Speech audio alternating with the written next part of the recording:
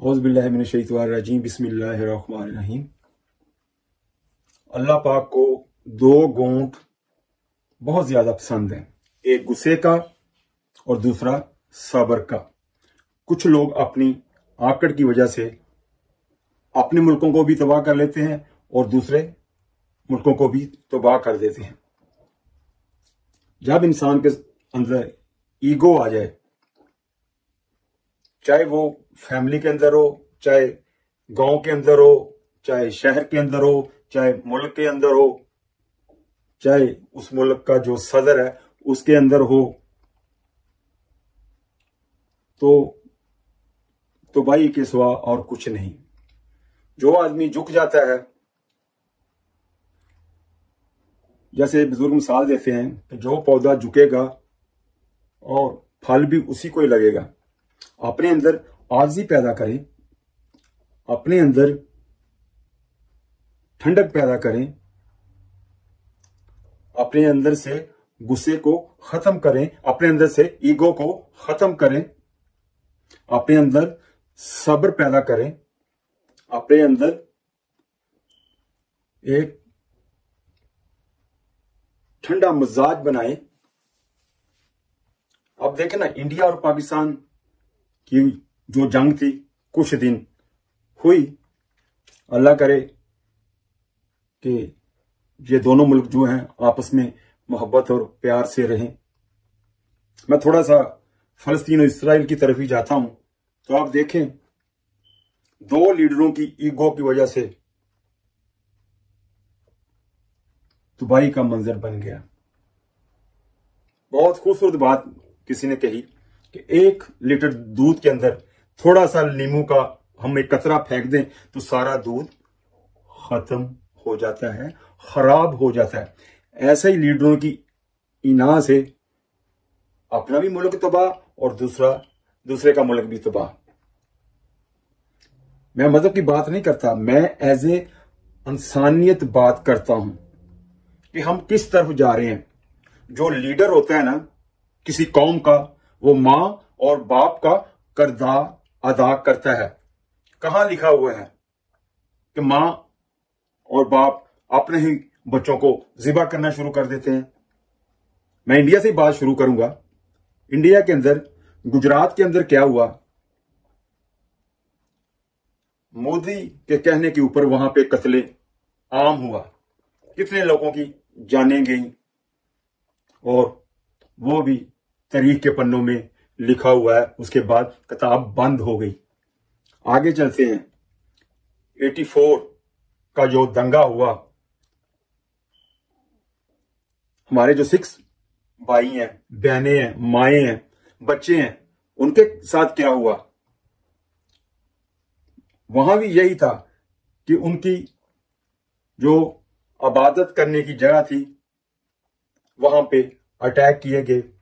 ये इंदिरा गांधी का दौर था, ये टेबल टॉक के जरिए भी हल हो सकता था। वहां भी एक इना थी, उस इना की वजह से इंदिरा गांधी खुद भी मरी। उसके बाद फिर उसका एक बेटा जहाज के हादसे में मरा, फिर उसका अगला बेटा जो है वो एक बम धमाके में मरा।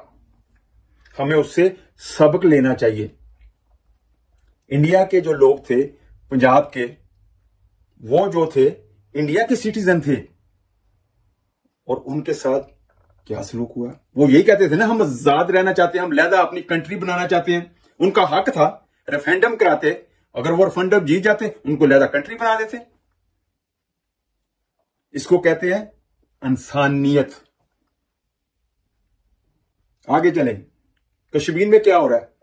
9 लाख आर्मी आपने वहां पे बिठाई हुई है और तकरीबन 2 साल से उनके लिए खाने के लिए कुछ नहीं, पीने के लिए कुछ नहीं, मेडिसिन के लिए कोई कुछ नहीं, और वो इंडियन के सिटीजन हैं, इंडिया कंट्री के सिटीजन हैं। और मोदी सरकार क्या कर रही है उनके साथ? बच्चों को भी मार रही है, जवानों को भी मार रही है और बच्चियों की इज्जतें लूटी जा रही हैं। मैं पूछता हूं, ये जो पूरी दुनिया के लीडर हैं, उनकी आंखें क्यों नहीं खुलती भाई? आंखें खोलो। उधर अगर वाकया हुआ है कश्मीर के अंदर 9 लाख आर्मी के होते हुए कुछ लोग आकर धमाका कर जाते हैं, या अंदर से थे या बाहर से थे। वो 9 लाख की जो फौज है वहां पर क्या कर रही थी भाई? सिगरेट पी रही थी। कोई दूसरा आदमी आया आके धमाका कर गया। अब इल्जाम क्या लगा दिया है पाकिस्तान के ऊपर? तो पाकिस्तान वालों ने क्या कहा कि भाई हमें सबूत दें, अगर हमारी कंट्री के लोग हैं तो हम उनको पकड़ के आपके हवाले करते हैं, हमारी तरफ से उन्हें फांसी लगाओ, जो मर्जी करो। आपने एक जंग छेड़ के रख दी। मुझे तो मीडिया के ऊपर यार अफसोस होता है। आप मीडिया वाले जो है ना, आग के ऊपर तेल डाल रहे हैं कि आग बुझने ही ना पाए। वो सियासतदान जो हैं उधर के भी इधर के भी ऐसे ऐसे जवाब दे रहे हैं। और इंडिया ने पहले अटैक किया और इसके ऊपर हमारी अवाम ने भी सब्र किया, हमारे लीडर ने भी सब्र किया। मैं सलाम करता हूं शहबाज शरीफ साहब को, जिन्होंने सब्र किया, बर्दाश्त किया, गुस्से पे काबू रखा। यार आपने हमारी आबादत गांव के ऊपर अटैक किया और जो सिविलियन लोग थे उनके ऊपर अटैक किया। तकरीबन 35+ अल्लाह को प्यारे हो गए, वो काफी जख्मी हुए। और आपको टाइम दिया, आपने उसके बाद जो फिर मजाइल मारे, तो यार कहां तक कोई बर्दाश्त करेगा? जब इंडिया ने अटैक किया तो सारी दुनिया चुप थी। जब पाकिस्तान ने अटैक किया तो बस सारी दुनिया में आग लगी। कभी कोई मुल्क का प्राइम मिनिस्टर फोन कर रहा है, कोई किसी मुल्क का कर रहा है, कोई किसी मुल्क का कर रहा है, कभी किसी मुल्क का वजीर खारजा मुल्क का दौरा कर रहा है। भाई बंद करो, इसको बंद करो। फिर भी मैं अपने मियां शहबाज शरीफ साहब को सलूट करता हूं कि उसने जंग बंदी का पहले ऐलान किया। उसको पता था कि उस तरफ इंसान मरेंगे, इस तरफ इंसान मरेंगे, इनका क्या जाएगा। मैं दोनों मुल्कों के लीडरों को कहता हूं, आपस में बैठें, एक इंक्वायरी कमेटी बनाएं, उधर की भी इधर की भी, जो मुजरिम है उनको सजाएं दी जाएं। और मैं मोदी सरकार से कहूंगा कि तुम इस काबिल ही नहीं हो इस मुल्क को लीड करने के लिए। तुमने खुद अपने हाथों से यार तबाही की है। मैं कहता हूं कि जो पार्लियामेंट के मेंबर हैं वो जबरदस्ती इससे इस्तीफा लें और आजाद कश्मीर से 9 लाख फौज को वापस बुलाएं। हम जंग नहीं चाहते, हम अमन चाहते हैं। हमारे नबी ने भी यही मैसेज दिया है कि अमन का रास्ता अख्तियार करें, जंग का रास्ता अख्तियार ना करें। एक इंसान का कत्ल पूरी इंसानियत का कत्ल है। मैं आपको 50 साल पहले की बात बताता हूं। मेरे मामू बात बताया करते थे कि आपकी मामी बीमार हो गई तो पता चला कि फलाने गांव में एक हकीम है जो दवाई देता है, उसके हाथ में शिफा है अल्लाह की तरफ से। तो वो उस गांव में चले गए तो वहां पर आगे फौतगी कोई हुई थी, एक आदमी मर चुका था उस गांव में, और उन्होंने कहा पूरे गांव में चूल्हा नहीं जलेगा। ये एहसास था, ये मोहब्बत थी।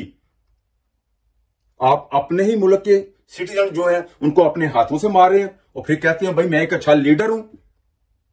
नहीं, मेरा पूरी दुनिया के लीडरों को सवाल है कि यार इंडिया और पाकिस्तान की 1-2 दिन जंग रही और आप सारे रौला पाना शुरू कर दिया आप लोगों ने। आप जो है फलस्तीन और इसराइल की जंग को बंद करवाएं। मेरी आपसे अपील है। आप देख नहीं रहे, आप कल को कहेंगे नहीं भाई जो फलस्तीन का जो लीडर है वो तो ज़हनी तौर पे ठीक नहीं था। इस्राइल का लीडर जो है वो ज़हनी तौर पे ठीक नहीं था, इसलिए उनसे हो गया। नहीं, ये ईगो है, ईगो। वो कहता है मैं बड़ा हूं, वो कहता है मैं बड़ा हूं। मर कौन रहा है? इंसानियत मर रही है, इंसानियत। आंखें खोलो। मैं तो दुबई वालों को कहता हूं कि बुर्ज खलीफा बनाने से बेहतर था कि आप उनको एक अलग मुल्क बना देते, वो सुकून से रहते। आपको एक दिन अल्लाह जरूर पूछेगा। उधर रूस जो है यूक्रेन के साथ क्या कर रहा है? ईगो। वो भी कह रहा है कि मैं पीछे नहीं हटूंगा, वो कह रहा है मैं पीछे नहीं उठा, वो कहता है मैं रूस को खत्म कर दूंगा, वो कहता है कि मैं यूक्रेन को खत्म कर दूंगा। क्या कर रहे हो यार? मैं तो ये कहता हूं कि जहां पे बीमारी है ना, हम वहां पर इलाज करें। बीमारी लीडरों के अंदर है, सियासतदानों के अंदर है। मखलूक आपस में मोहब्बत और प्यार से रहना चाहती है। कोई मंदिर के नाम पे सियासत कर रहा है, कोई गुरुद्वारे के नाम पे सियासत कर रहा है, कोई मस्जिद के नाम पे सियासत कर रहा है, कोई किसी के नाम पे सियासत कर रहा है। और खुदा का खौफ करो यार, एज ए इंसानियत देखो। मजहब को बीच में क्यों लेकर आ रहे हो? जिन जिन लीडरों की वजह से मुल्कों के हालात खराब हुए हैं, मैं कहता हूं कि इनको खुद इस्तीफा देना चाहिए। ये इस काबिल ही नहीं है कि ये अपने अपने मुल्कों को लीड करें। फलस्तीन के भी लीडर को इस्तीफा देना चाहिए, इसराइल के लीडर को भी इस्तीफा देना चाहिए, और रूस के लीडर को भी इस्तीफा देना चाहिए। उसके बाद यूक्रेन का जो लीडर है उसको इस्तीफा देना चाहिए, और इंडिया के भी लीडर को इस्तीफा देना चाहिए। और मैं अपने उलमा हज़रात को भी अपील करता हूं कि नबी के बाद आप दीन के वारिस हैं। आपको मैं देख रहा हूं कि यूट्यूब के ऊपर आप उसको गाली दे रहे हैं, उसको गाली दे रहे हैं, उसको गाली दे रहे हैं। अल्लाह का नबी क्या कह रहा है उसका फरमान सुनो। जनाब रसूल पाक सल्लल्लाहु अलैहि वसल्लम ने इरशाद फरमाया, अपने मुर्दों की बुराइयां नहीं अच्छाइयां बयान करो। आपके मुंह से गाली निकले और आप कहें कि मैं आशिक़ रसूल हूं। यार खुदा का खौफ करो। उम्मत को एक प्लेटफार्म पे खड़े करो, ऐसे एज ए इंसानियत खड़ा करो। हम सब एक हैं। किसी भी मजहब से किसी का तल्लक है, उसकी उंगली काट के देखो, खून रेड ही निकलेगा। जनाब रसूल पाक सल्लल्लाहु अलैहि वसल्लम का इरशाद है, मैं मफहूम बयान करता हूं कि सबसे ताकतवर वो है कि जो हार जाए, अपने गुस्से को पी जाए। अपने अंदर बर्दाश्त पैदा करो यार, गुस्से को पी जाओ, मोहब्बत पैदा करो, मोहब्बत का सबक दो। हम सब एक हैं। मैं तो आखिर में यही दुआ करूंगा कि अल्लाह पाक हम सबको जो है हिदायत दे। एक हो जाओ, उम्मत को हम सब एक करें, एज ए इंसानियत बात करें, मजहब को बीच में ना लाएं और प्यार मोहब्बत से रहें। कल हो या ना हो, एक घड़ी का नहीं पता, एक सेकंड का नहीं पता।